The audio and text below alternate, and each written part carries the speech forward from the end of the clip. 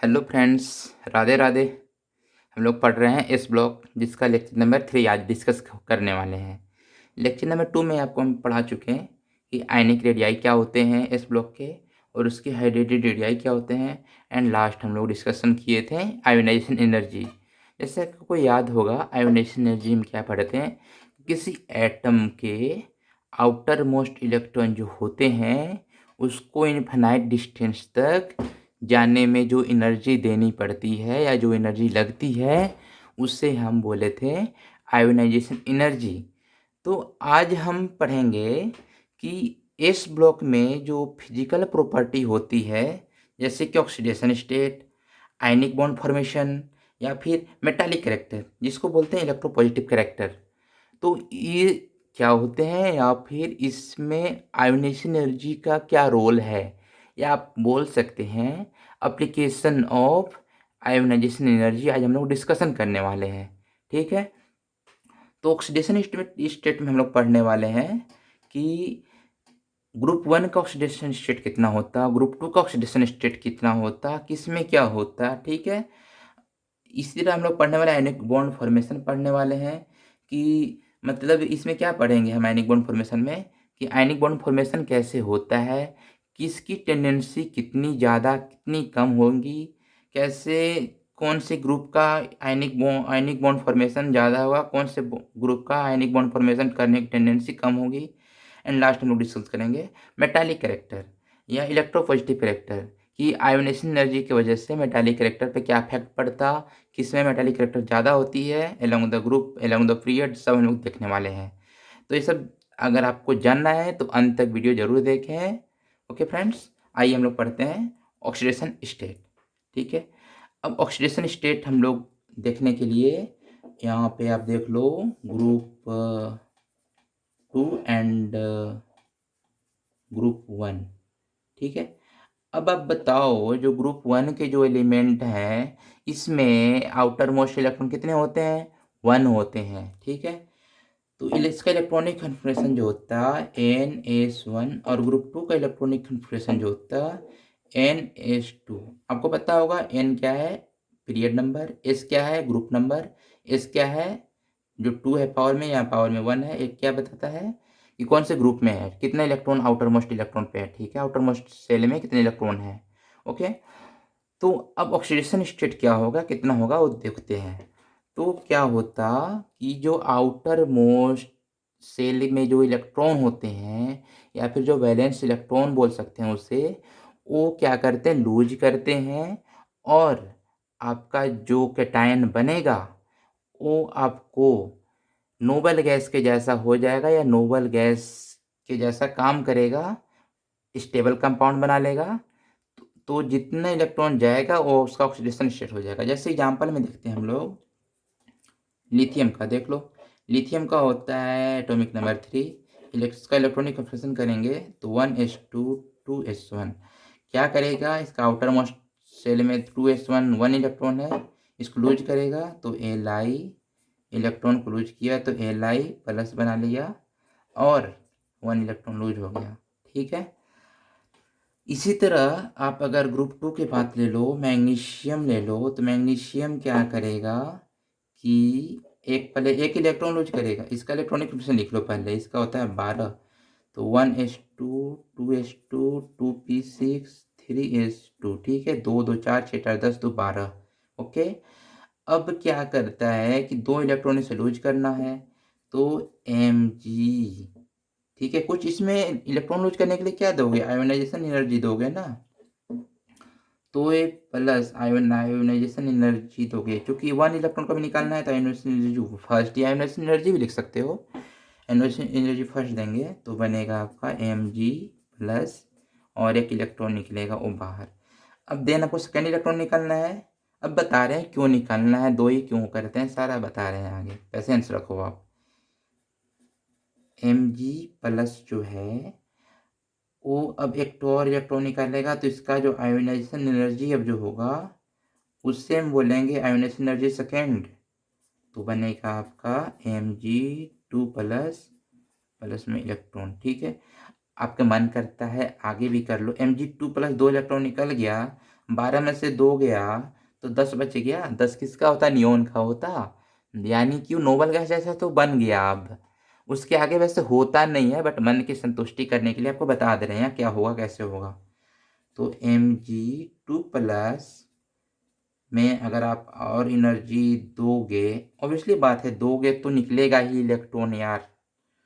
Energy 3 दोगे, but ये उन काम में घटा होता है ना, वो काम आदमी करता नहीं है। यहाँ तो नॉन मेटल है तो और नहीं करेगा।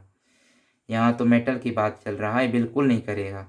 तो एनर्जी 3 दोगे तो Mg क्या बनेगा? 3+ बना लेगा प्लस इलेक्ट्रॉन। अब यहाँ देखो जो इन दोनों के बीच का जो डिफरेंस था ना, IE2 माइनस IE1, ये होता है आपका किसके बराबर? 11.2 के बराबर होता है। ठीक है, 11.2 इलेक्ट्रॉन वोल्ट इसको होते हैं। और जो इसके बीच का जो डिफरेंस है IE3 माइनस IE2, ये होता है अप्रोक्सीमेटली 16 इलेक्ट्रॉन वोल्ट, मतलब 15.7 होता है, 15.7 इलेक्ट्रॉन वोल्ट। उसको हम लिखते हैं अप्रोक्सीमेटली 16 इलेक्ट्रॉन वोल्ट।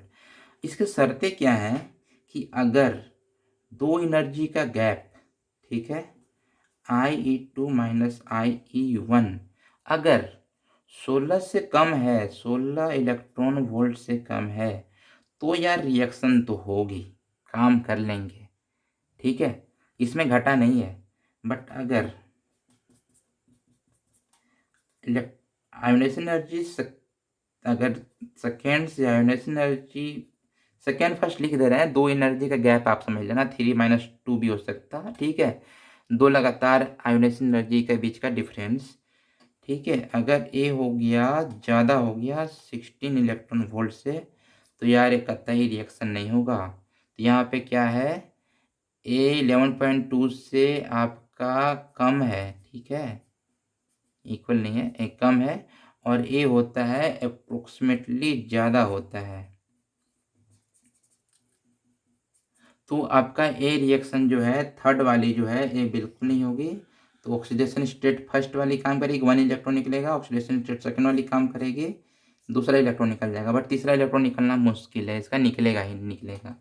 ठीक है, तो ऐसे होता है इसका क्या चाहिए ऑक्सीडेशन इलेक्ट्रॉन कैसे, इसका मतलब +2 ही क्यों होता है ये बता रहे थे यहाँ पे।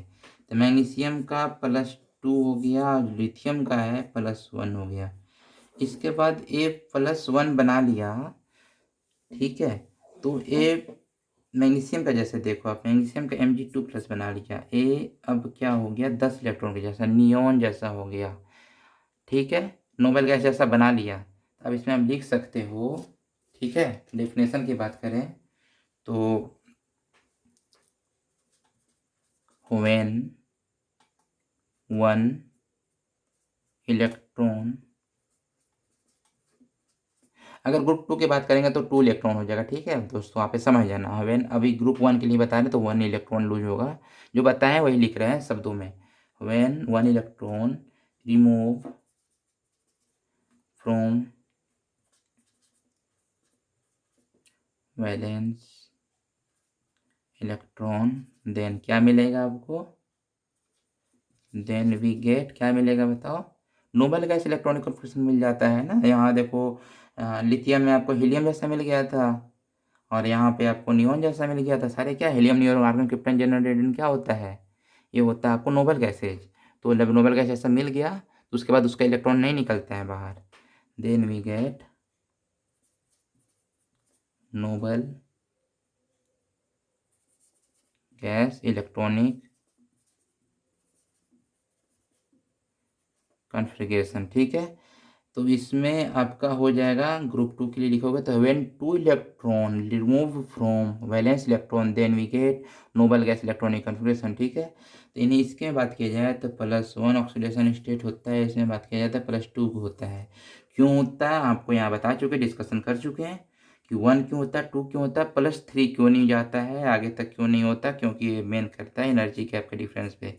ये वैल्यू आपको प्रैक्टिकली देखा गया था। ठीक है, दो बीच का गैप को कितनी एनर्जी लगती है, कितनी एनर्जी देनी पड़ती है, अब दे रही हो एनर्जी आपको पता है कितने दिए हैं, तब तीसरा इलेक्ट्रॉन निकला बाहर। तो ये प्रैक्टिकली देखा गया है करके। ठीक है, इसको देने में घाटा होता है, इसलिए होता ही नहीं है। तो अब हमारा यही ऑक्सीडेशन स्टेट था कि ग्रुप 1 के जितने भी हैं एलिमेंट, जितने भी हैं मेटल, सारे का होगा ऑक्सीडेशन स्टेट +1, और ग्रुप 2 के जितने भी हैं उसका ऑक्सीडेशन स्टेट होगा +2। क्यों होता है इसको हम अच्छे से डीपली में यहाँ डिस्कशन कर चुके हैं। ओके, यहाँ पे आयोनाइजेशन एनर्जी का यूज कहाँ हुआ पता आपको चला? चला ना, देखो यहाँ इलेक्ट्रॉन को बाहर निकालना है, इलेक्ट्रॉन को बाहर निकालने में आयोनाइजेशन एनर्जी देना पड़ा ना। तो जितना कम इन आयोनाइजेशन एनर्जी होगा तो उतने कम आपको इलेक्ट्रॉन निकलेंगे। तो आपको यहाँ पता है आयोनाइजेशन एनर्जी के लिए कि ग्रुप 1 का आयोनाइजेशन एनर्जी कम होता है ग्रुप 2 के लिए, ठीक है। तो इसका यूज किए थे यहाँ पे, और ऐसे ऐसे हो गया हमारा ऑक्सीडेशन स्टेट कंप्लीट। ओके, अब हम लोग पढ़ने वाले हैं आयनिक बॉन्ड फॉर्मेशन।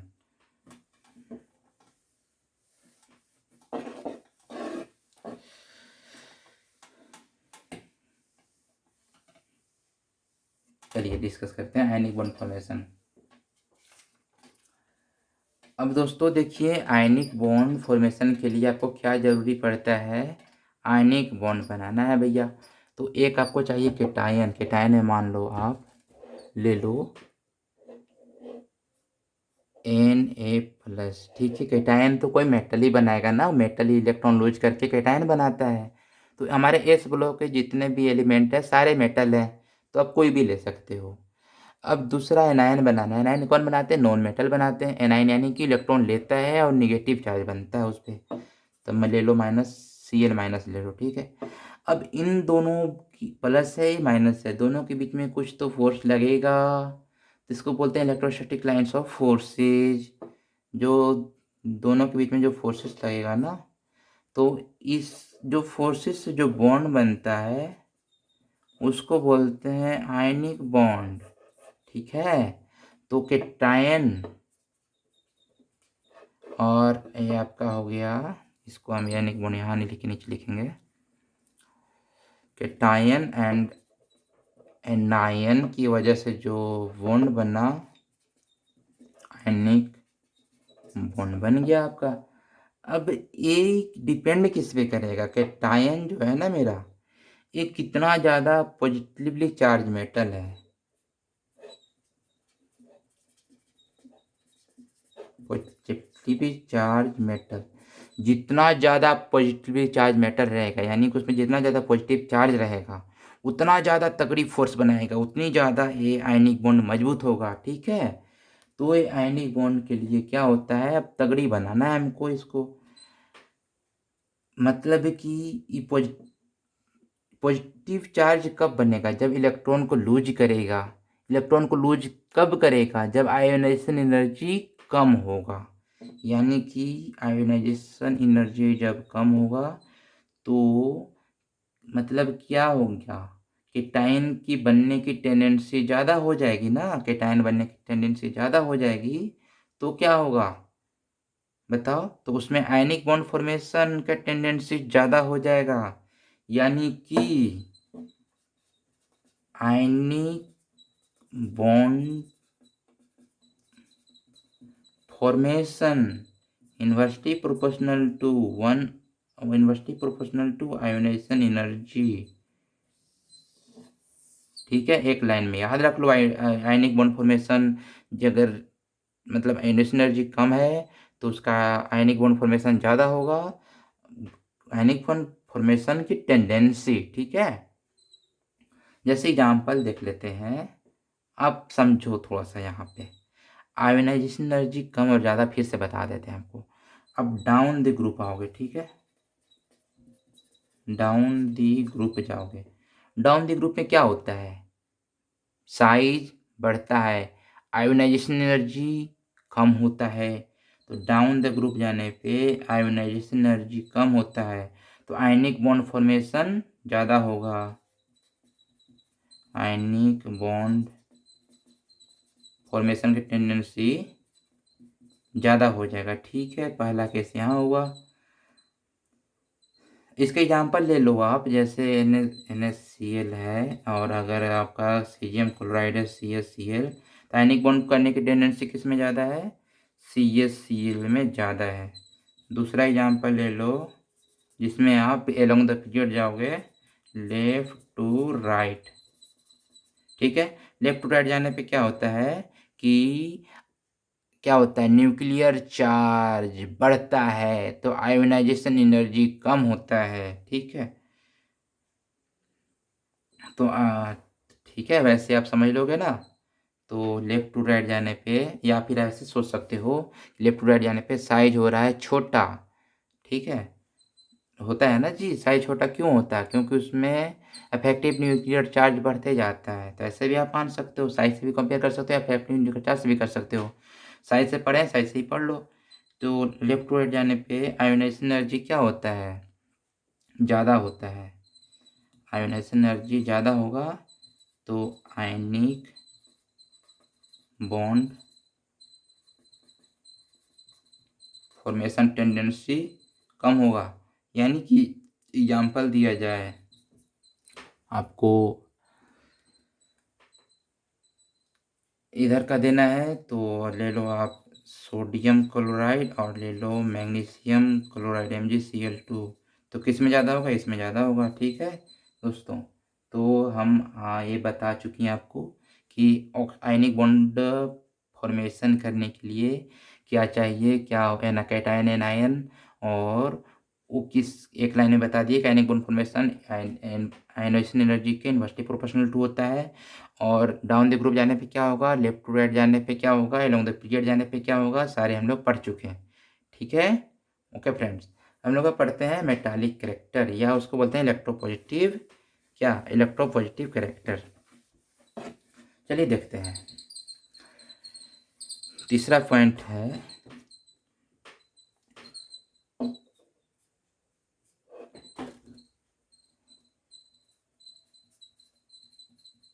मेटालिक कैरेक्टर, जिससे आप बोल सकते हो इलेक्ट्रोपॉजिटिव कैरेक्टर। तो जब आपका होगा लोअर द आयोनाइजेशन एनर्जी, ठीक है, आयोनाइजेशन एनर्जी जब कम होगा तो ग्रेटर द इलेक्ट्रोपॉजिटिव कैरेक्टर।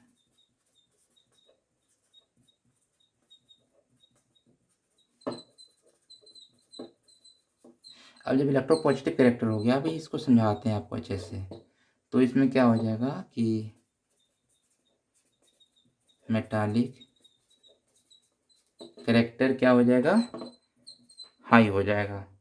अब ये देखो मेटालिक कैरेक्टर किस में कम किस में ज़्यादा होगा। अब जिस एलिमेंट का, ठीक है, आयोनाइजेशन एनर्जी कम होगा तो क्या करेगा, ज़्यादा इलेक्ट्रॉन को लूज करेगा। ज़्यादा इलेक्ट्रॉन को लूज करेगा यानी उस पर कैटायन का चार्ज बढ़ रहा है, यानी पॉजिटिवली चार्ज बढ़ रहा है ना। तो वही तो लिखा हुआ है, greater the electropositive character. Ionization energy कम हो जाएगा तो इलेक्ट्रॉन को ज़्यादा देगा, यानी कि इलेक्ट्रोपॉजिटिव कैरेक्टर ज़्यादा हो जाएगा। जो जितना ज़्यादा इलेक्ट्रोपॉजिटिव कैरेक्टर बनाएगा उतना ज़्यादा उसका मेटालिक कैरेक्टर हाई होगा। यही हम आपको बताना चाह रहे थे।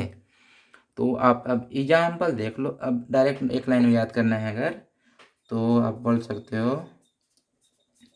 Metallic character inversely proportional to ionization energy. ठीक है, अगर आयोनाइजेशन एनर्जी कम होगा तो मेटालिक कैरेक्टर ज़्यादा होगा, ज़्यादा है आयोनाइजेशन एनर्जी तो मेटालिक कैरेक्टर कम हो जाएगा। जैसे आप देख लो डाउन दी ग्रुप आने पे आयोनाइजेशन एनर्जी क्या होता है, कम होता है। तो इसका मेटालिक कैरेक्टर क्या हो जाएगा, ज़्यादा हो जाएगा। यानी कि अगर आपको बोला जाए सीजियम और सोडियम में किस में होगा मेटालिक कैरेक्टर ज़्यादा, तो सीजियम में ज़्यादा हो जाएगा। अब बात करें long the period, left to right जाओगे अगर, ठीक है, तो आयोनाइजेशन एनर्जी क्या होता है, ज़्यादा होता है। आयोनाइजेशन एनर्जी ज़्यादा होता है तो आपका हो गया मेटालिक कैरेक्टर कम हो जाएगा। यानी कि अगर बात किया जाए सोडियम और मैग्नीशियम में मेटालिक कैरेक्टर किस में ज़्यादा है, तो सोडियम में ज़्यादा होगा, यहाँ पे सीजियम में ज़्यादा होगा। ओके फ्रेंड्स, तो यही था आपका इलेक्ट्रोपॉजिटिव कैरेक्टर या मेटालिक कैरेक्टर किस में ज़्यादा होगा, किस में कम होगा। तो आज हम लोग डिस्कशन किए कि ऑक्सीडेशन स्टेट क्या होता, ग्रुप 1 में कितना होता, मतलब कि कितना होता, ग्रुप 2 में कितना होता, आयनिक बॉन्ड फॉर्मेशन के लिए क्या शर्तें हैं, क्या नियम हैं, क्या लागू है, कैसे क्या होता, और उसका टेंडेंसी किस में ज़्यादा होता, किस में कम होता। लास्ट टॉपिक हम लोग डिस्कस किए इलेक्ट्रोपॉजिटिव कैरेक्टर या मेटालिक कैरेक्टर। ठीक है, मेटालिक कैरेक्टर किस में ज़्यादा, किस में कम, किधर किधर क्या होता, सारा चीज़ हम लोग डिस्कशन कर चुके हैं मेटालिक कैरेक्टर।